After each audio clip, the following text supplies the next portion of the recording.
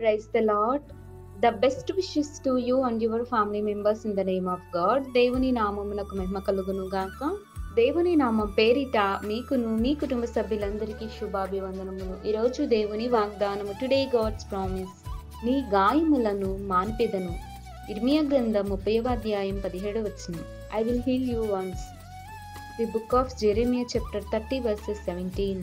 క్రీస్తునందు ప్రియ సహోదరి సహోదరులారా, ఈ ఉదయకాల సమయంలో దేవుడైన యెహోవా యాకోబు భక్తుని ద్వారా మాట్లాడుతూ అదే విధంగా మనందరితో తెలియచేస్తున్న వాగ్దానం ఏమిటి అంటే, నీ గాయములను మాన్పెదను అని యాకోబుతో దేవుడు సెలవిస్తున్నాడండి.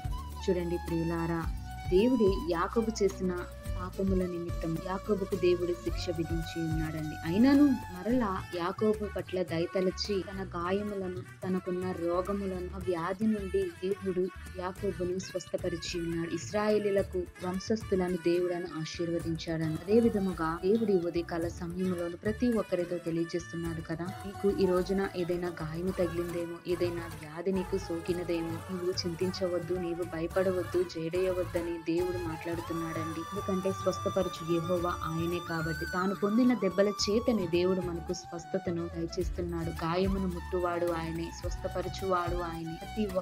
ప్రతి ఒక్క రోగిని దేవుడు బాగు చేస్తాడు. కనుక దేవుని యందు విశ్వాసం ఉంచిన బిడ్డలంగా ఈ లోకానుసారంగా కాకుండా దేవుని యొక్క వాక్యానుసారంగాను విశ్వాస జీవితంలో ఎదుగుదల పొందుకోవాలని మనం అందరము ప్రభువైన యేసుక్రీస్తునందు నమ్మకము, విశ్వాసం కలిగి ఉందుము గాక. దేవుడి వాక్కును ప్రతి ఒక్కరి జీవితాలలో నెరవేర్చును గాక. ప్రార్థన.